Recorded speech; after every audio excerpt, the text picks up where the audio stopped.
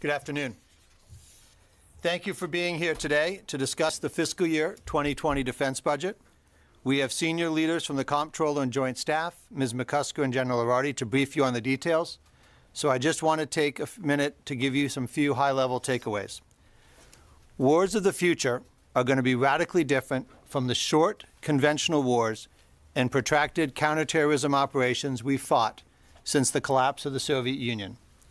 Conventional opponents have typically lacked a Navy or meaningful Air Force, never mind cyber or space capabilities.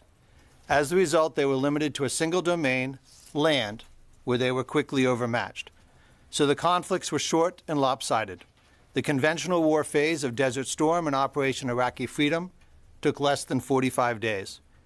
To assume future conventional wars will be like these wars would be a tragic mistake. The National Defense Strategy has made it very clear that to preserve peace, we must be prepared for the high-end fight against peer competitors.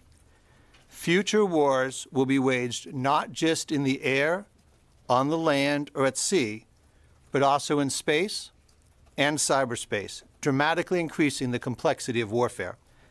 This budget reflects that challenge, pulling together all the pieces of the National Defense Strategy that have been built over the past 2 years. From our readiness gains and nuclear posture review, Joint Artificial Intelligence Center, elevation of U.S. Cyber Command, and development of the Space Force, to our strengthened partnerships in the Indo-Pacific and Europe and our reform initiatives, all these pieces come together in this budget. The 2020 budget executes the National Defense Strategy by reprioritizing resources and increasing our investments in the following 4 areas. First, it invests in the emerging space and cyber warfighting domains. Second, it invests in modernizing capabilities in the air, maritime, and land domains. Third, it accelerates innovation in technology such as artificial intelligence, hypersonics, autonomy, and directed energy. And finally, it sustains our force and builds on our readiness gains. It is the largest research, development, test, and evaluation request in 70 years. It is the largest shipbuilding request in 20 years. It includes a 3.1% military pay raise, the largest in a decade. All this with defense spending remaining near a record low as a percentage of our economy. The stakes are clear. If we want peace, adversaries need to know there is no path to victory through fighting us. With that, I will turn it over to my colleagues to get into the details. Thank you very much, and thank you for being here today.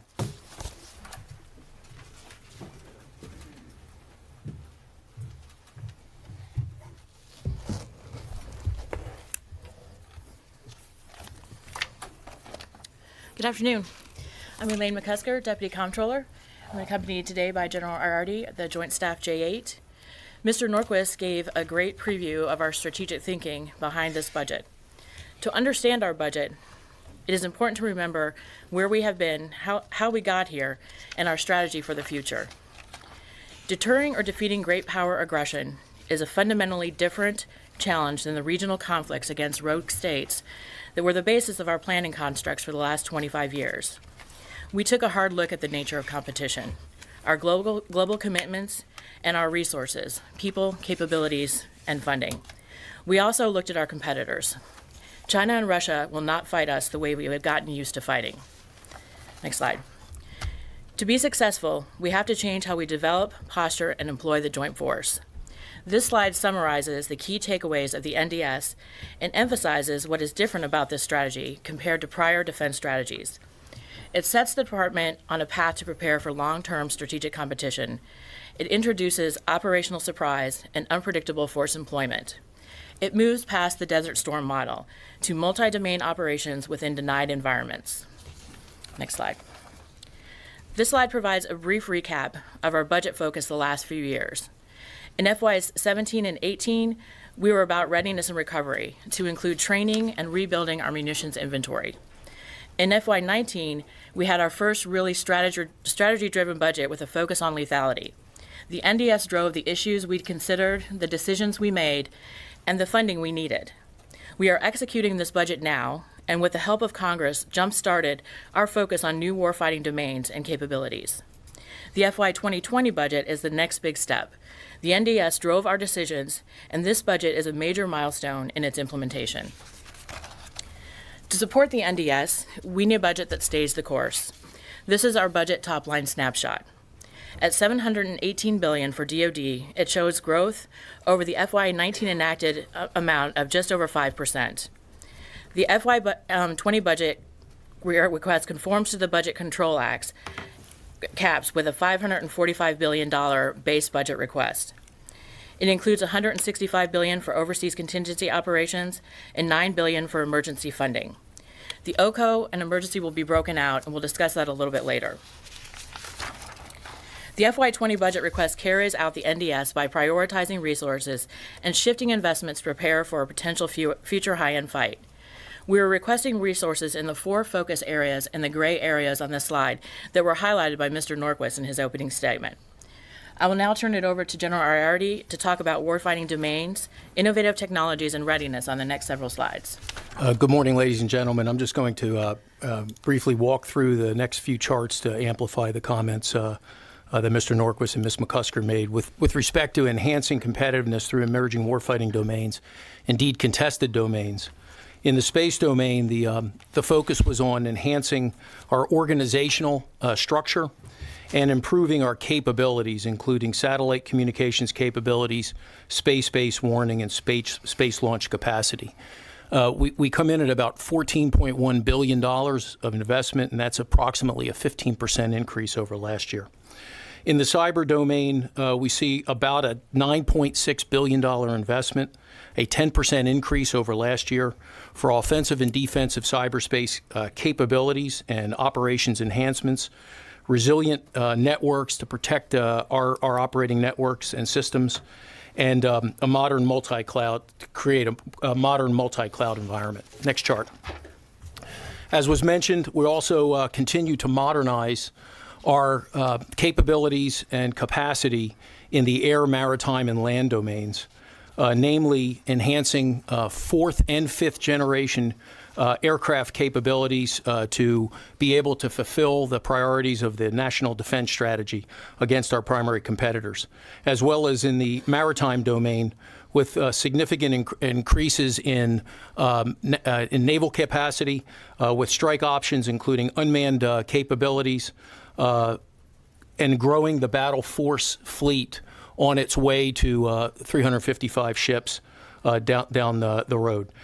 Land domain, we see increased capabilities in the ground tactical and ground combat vehicle categories, including future vertical lift, a key capability we require, and also attention and resources in the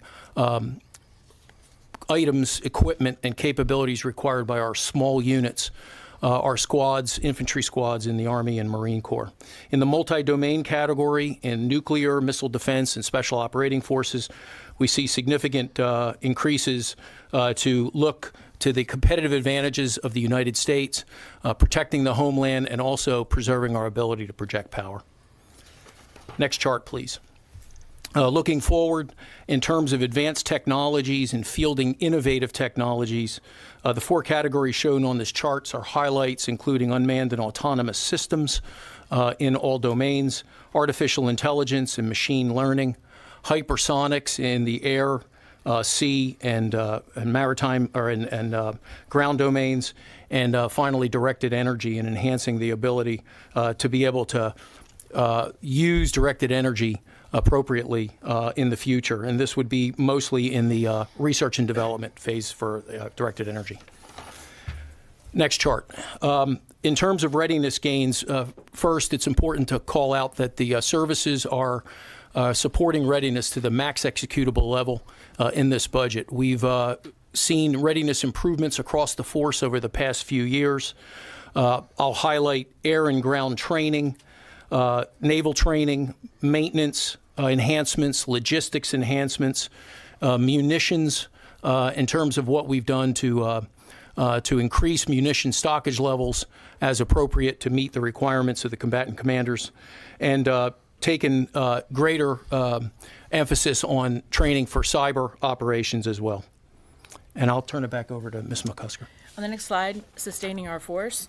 Our force is our most valued asset, and we continue to provide a competitive compensation package, including a 3.1% military pay raise, and as Mr. Norquist said, the largest in 10 years. We are working to modernize and transform the military health system and continue to take care of our families with support programs, child care, and schools. We also continue to emphasize our facilities investments and have put just over $36 billion toward combined MILCON and sustainment, restoration, and modernization. This includes nearly $3 billion for hurricane recovery and reconstruction. With respect to end strength and numbers of service members, the total military end strength will increase from fiscal year 19 projected levels to fiscal year 20 in this budget by approximately 7.7 thousand, and across the 5-year plan by almost 40,000, 39.5. These projections go to ensuring that the force is properly resourced with people who are trained and equipped to accomplish their missions. And so it's a moderate growth pattern, but an important growth pattern to enhance the readiness of the force and to allow us to accomplish the tasks as spelled out in the National Defense Strategy. Next slide. The next 3 slides is some of our major investments in the categories of aircraft, shipbuilding, space, ground, munitions, nuclear, and missile defense. We won't go through every line, but I would like to just highlight a few. For aircraft, of the total 522 aircraft we have in our 20 budget request, we have 78 F-35s, plus significant resources for F-35 modernization. We also have 12 KC-46 and 8 F-15X. For shipbuilding, we are requesting funds to buy 12 Battle Force ships, plus 2 new unmanned surface vessels. On the next slide, for space, we have 4 launch services budgeted under the National Security Space Launch. Our ground system investments include over 4,000 JLTV, which is in low-rate initial production and expected to go to a full-rate production decision later this year. We have also supported maximum production rates for our key munitions, such as the Joint Direct Attack Munition, Guided Multiple Launch Rocket System, and the Hellfire missile. Switching to nuclear deterrence, we continue our strong investment in all 3 legs of the triad, with a total of $14 billion in the budget request for this effort, including $3 billion for the B-21 and $2.2 billion for the Columbia. Finally, we are requesting a total of $13.6 for missile defense and defeat, including $9.4 billion for the Missile Defense Agency. It is important to note that we surged our missile defense investment in FY 18 and 19, and we are now sustaining that surge while investing in missile defense review efforts to shift the cost curve and expand new facets of defeat and defense. I would like to take just a couple of minutes to discuss our OCO and emergency requests, which are critical to the budget as a whole that we need to support the NDS. We have binned our request into 4 categories for full transparency, 3 categories for OCO, and then 1 for emergency. Our first OCO category is direct war requirements. These are costs associated with combat or combat support that we expect would not continue once combat operations cease.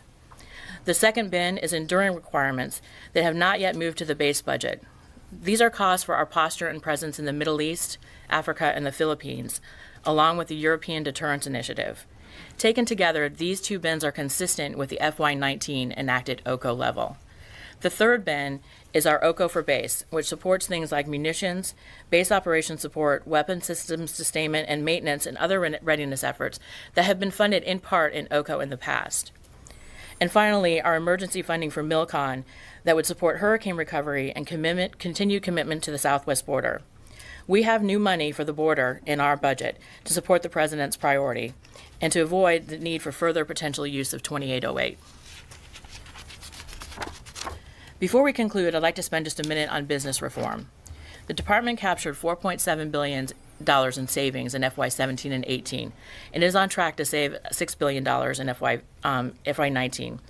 We have projected reform savings of $7.7 billion for FY 20. We have also just completed our first full financial statement audit. This was not a box check for us. This was not just about financial management. This was about cybersecurity, inventory, property management, and readiness. It was also about better data to support management and decision making. We are aggressively working to correct the findings that we found, and we have already kicked off our 2019 audit. And finally, can't do a budget briefing without a pie or a bar. So this is the split of appropriations on the left side by appropriation and on the right side by military department. We have increased military personnel, operation and maintenance, and RDT&E, and we have decreased procurement to reflect our focus on modernization as part of the NDS. On the next slide, we've got information on where you can find all of these budget materials, and we're ready to take questions. All right, if I can, we'll go with Tony Bertucca. Hi, Tony Bertucca from Inside Defense. I wanted to talk about the $9 billion emergency fund. Can you provide us a more detailed breakdown of what's hurricane, what is wall, what is new money for the wall? And you mentioned that maybe the new money for the wall means you don't have to do 2808. Can you walk us through that fund, please? Yes, we have $9.2 billion in the emergency fund, and the way it's broken out is $2 billion for hurricane relief and recovery, and that is at both of our locations, mostly for the Marine Corps because the Air Force is still doing a refinement of their requirements.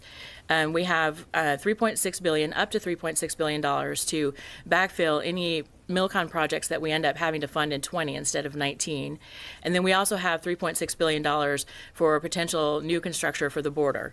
And the reason we've done this is to reflect the fact that we have a presidential priority that has a macro funding level, and we want to help get to that funding level. Now, I think as we get into execution, as we work with Congress through the rest of the budget review cycle, we'll see a little bit better how that $7.2 billion breaks out, how much actually we can execute in FY19 versus how much we'll be doing in 20.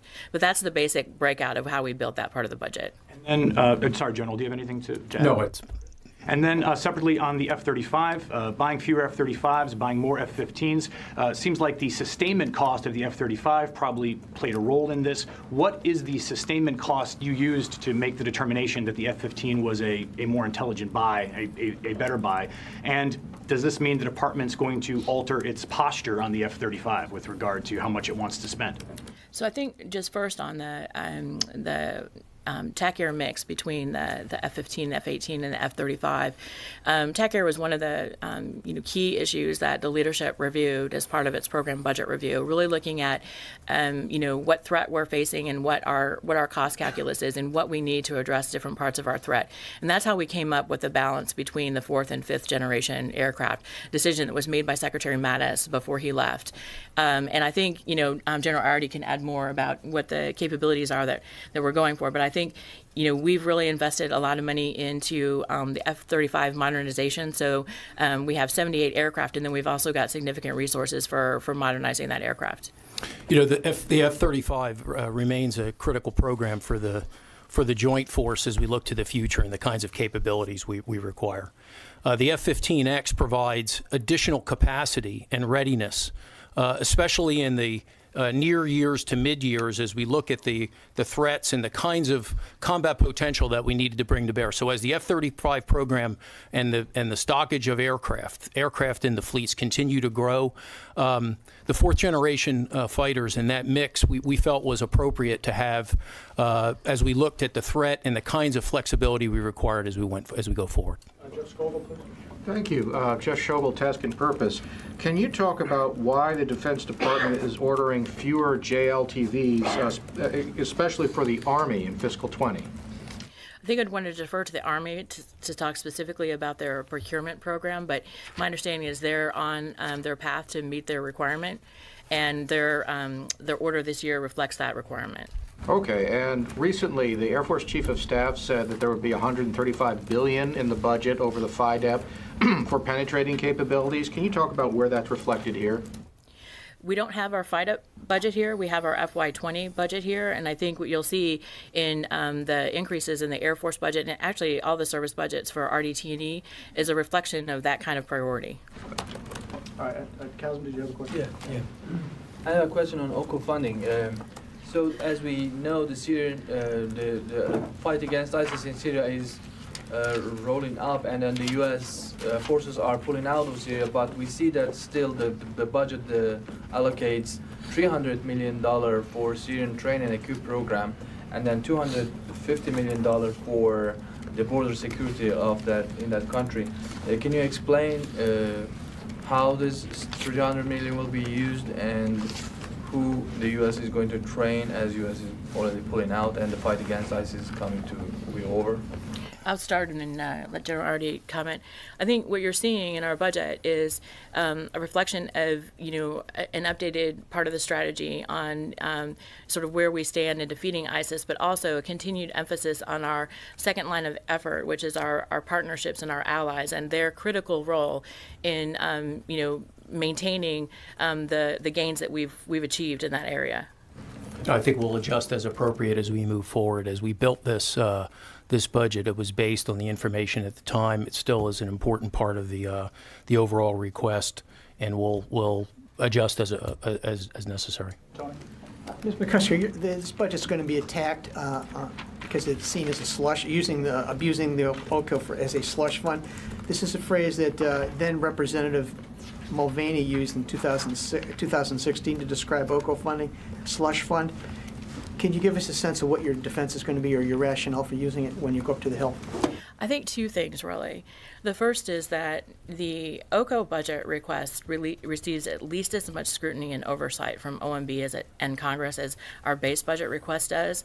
And the second piece is we've provided our OCO request in those three distinct bins and with a significant amount of transparency so that Congress will have everything that it needs to do its analysis and understand what we've done and why with our OCO budget. Can you tell the world, did the Pentagon come up with this funding mechanism, or was this an OMB idea? So we built our budget based on what we needed in whole to support the NDS, and then we received direction on how that budget would be financed from OMB. General, a big cyber increase of over 10 or 15% from last year.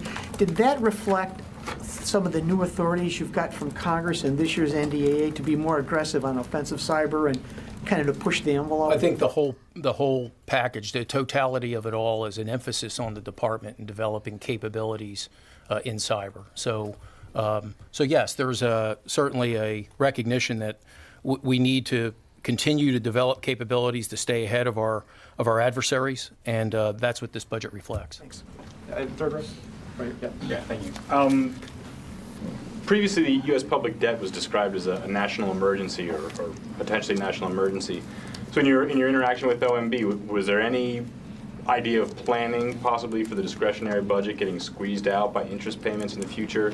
Any concern or planning on the DoD side for that? I think from our perspective, we've always maintained our watchwords of both security and solvency when we look at what our requirements are and what budget we require to carry out the strategy. And so that's really been, our way of viewing this. And, conversations with OMB on the domestic side is really based on those domestic requirements. Thank you. Raghuveer Goyal, Asia Today and India Globe. My question is how this budget will affect as far as fighting against terrorism in Afghanistan and also in Pakistan, and what is the future as far as this budget is concerned, India and USA?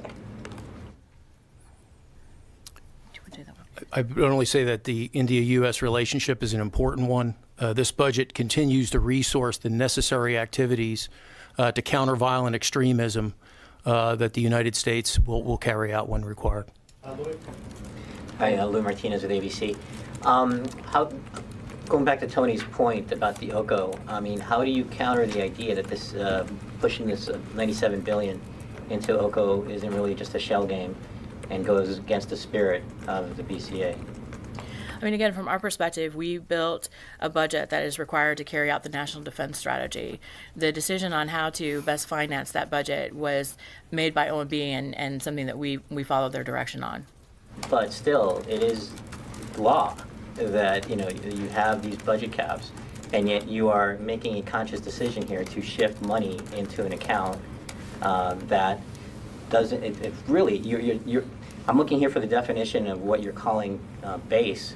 And I don't really find a good definition there that would count towards what traditionally has counted under OCO. Well, we're submitting our base budget at the Budget Control Act level, so compliance with the law is what we're actually doing. And the accounts that we have in OCO are accounts that have been funded in full or in part in OCO in the past. Roxanne? Hi. One quick question.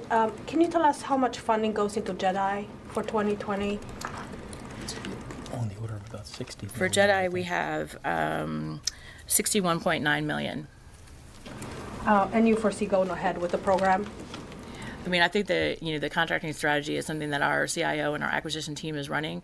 We've got the funding in the budget for that program. And the second one, very quickly, follow up from the previous questions. Are you not concerned at all that you're running a risk of only just getting $545 billion for defense, or like a significantly smaller defense budget because of the gambit with the OCO? I mean, I think we're being pretty clear on what level of funding is required to carry out the national defense strategy, and it will be our job to work through the rest of this cycle to make sure that our requirements are understood. Thanks. Aaron Mehta with Defense News. Wanted to ask about the European Deterrence Initiative, which got about a 10% cut, $600 million down from where it was enacted. What's the thinking behind giving that cut? Is that a sign that this building believes some of the threat from Russia to the NATO allies has subsided? No, absolutely not. I mean, we are continuing to be committed to our NATO partnership, and I think as you see from the strategy, we're very much preparing for great power competition. What you saw last year was pretty significant investment in EDI, and part of that was to posture ourselves and our equipment in that theater. And we are now moving into sort of our exercises and the other things that we do in that account that with that the MILCON and the positioning done. And we're also looking at increased burden sharing. And just as a follow-up, the U.S. has started production on a system that previously would have been banned under the INF. This building announced that earlier this week. What's the funding stream look like for that in FY20? Our budget is right now INF compliant, but we have modernization choices that we'll need to make. There is a system underway. Aaron, please, for the sake of time. I wanted to ask back to the OCO. Was there any strategic thinking in what you put in that OCO to base account, considering Congress has indicated they're not very supportive of that? Like, is it lesser priority stuff, or what type of stuff is in that OCO to base account, that $997 billion? It's definitely not lesser priority. What we did is try to be as transparent as possible and put things in OCO that had been funded in full or in part in OCO in the past. And so what you'll see in that money is really O&M and a lot of our readiness, our base ops support, weapon system sustainment, those types of things. Really quickly, do we plan to get FIDIP numbers at any point? And if we don't, what does that say about how the public should look at how the Pentagon is planning toward the future? I mean, I think our FIDIP numbers are usually classified, and so we submit those to Congress, and we'll be doing so as we always do. Dave. Yes, Sidney Friedberg, Breaking Defense. You talk about the $9.6 billion for cyber alongside the air, maritime, domains. But if you break that down, everything else is purely procurement and RDT&E acquisition programs. Cyber seems to include operations, so that's not an apples-to-apples comparison. If you look at cyber procurement acquisition in another book, it says only 2.8, not 9.6. So what's the delta there? So if you're looking in the weapons book, that is really focused on investment accounts. What we've shown here is our full budget for our cyber activities and the pillars that are involved in cyber. So we've got security, operations, and R&D all included in the $9.6 billion that we gave you. So that's not comparable to the air, maritime, multi-domain, land, and space figures, which are purely investment, purely acquisition accounts. They aren't. I mean, actually, we've given in our brief, we have shown the total requirement for those areas as well. So if you look in the weapons book, you'll see a much lower number for ground systems because they're just doing vehicle procurement and investment, whereas what we're showing you is overall in the portfolio, what's that ground portfolio look like? Including O&M, including associated MILPERS even? Correct. MILCON.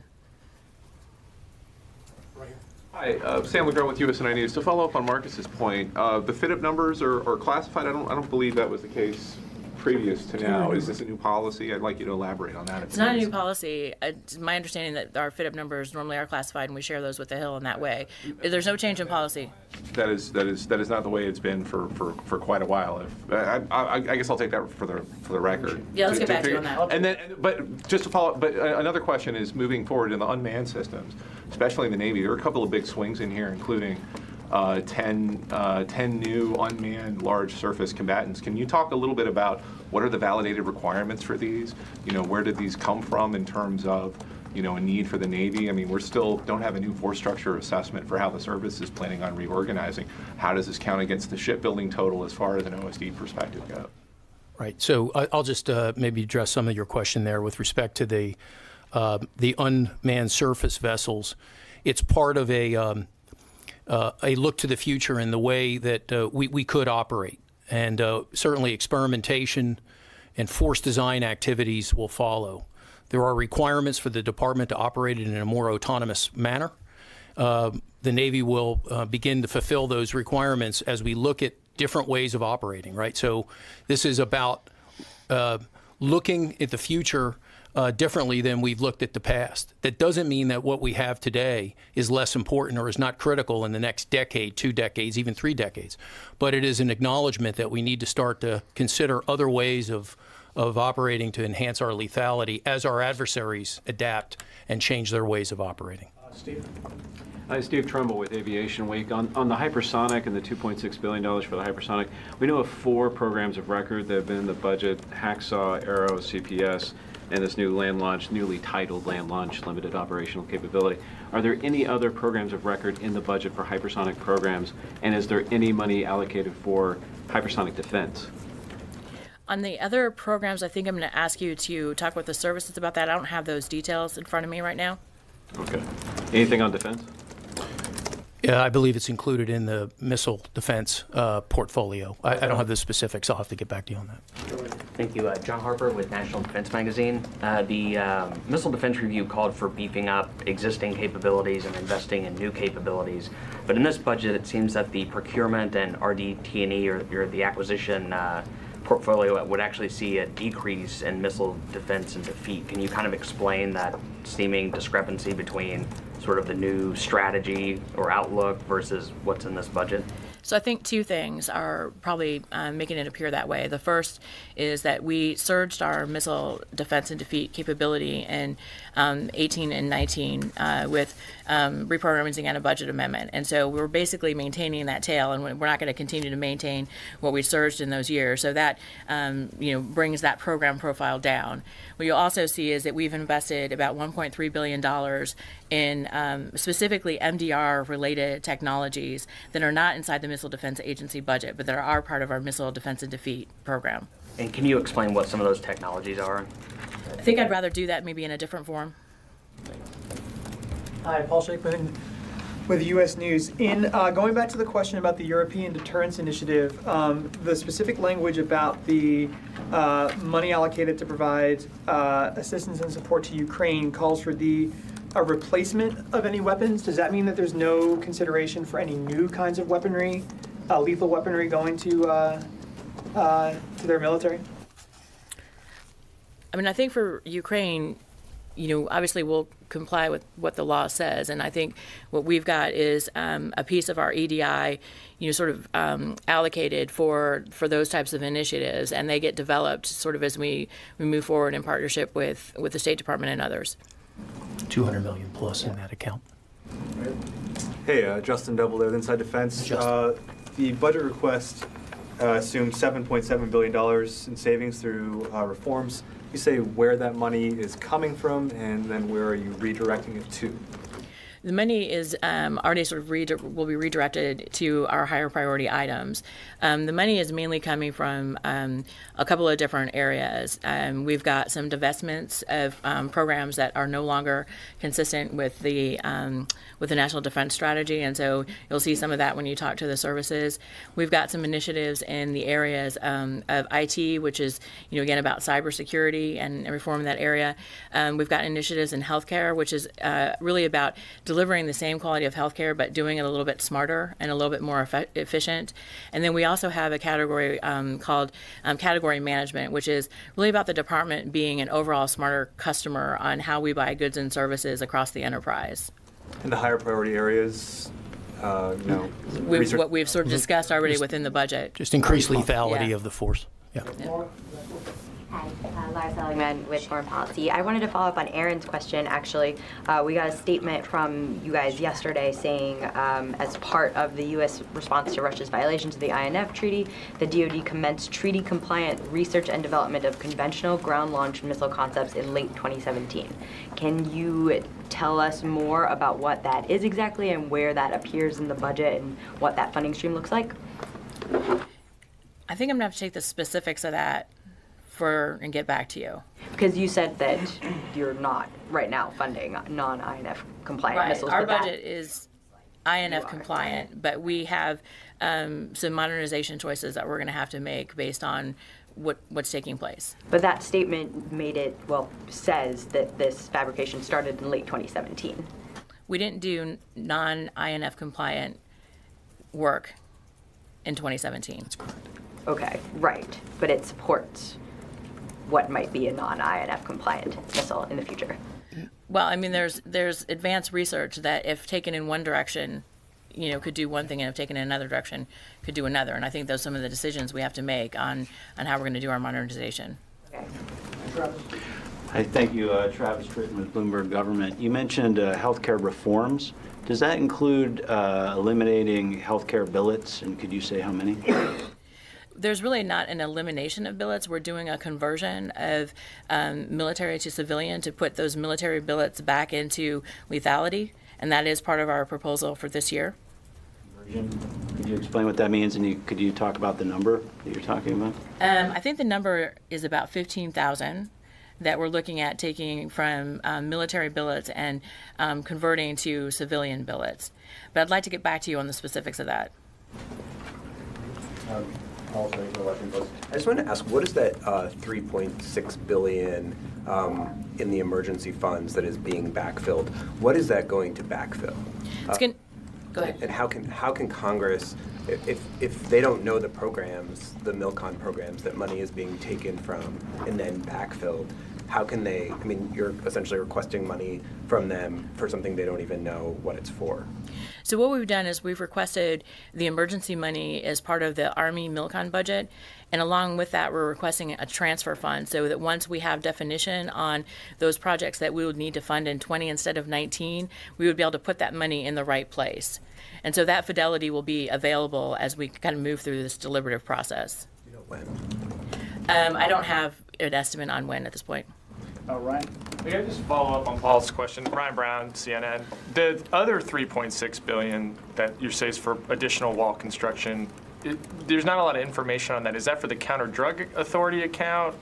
What authority would that money be spent with? I'm just a little confused about the nature of that block of money. That block of money would be regular MILCON. As part of what the department normally requests in MILCON. And so, again, we requested it as part of emergency fund inside the Army with a transfer request so that once we have definition on what MILCON projects we'd need to do, we'd get that money moved to the right place. So the border would be a military construction. Border barriers would therefore, if it was authorized to be a military construction project, which hasn't happened yet, you would be able just to like normal MILCON, it have to be authorized and appropriated for that purpose. Thank you. One more question. Right in the back here. Hi, I'm Maren Hennemann with the German press agency. Going back to the European Deterrence Initiative, you mentioned that you're looking at increased burden sharing. What specific options are on the table regarding that? And we're always looking for new ways to partner with our partners out there. I think when you look at the EDI in general, it really has 5 lines of effort, and only one of those lines of effort is really decreasing in the FY20 budget, and that's the infrastructure, because we've really done a lot of that work to this point. Yeah, that's the military construction side of it that Ms. McCusker's referring to. And the prepositioning that I mentioned earlier. Right. That concludes our time here. Thank you very much.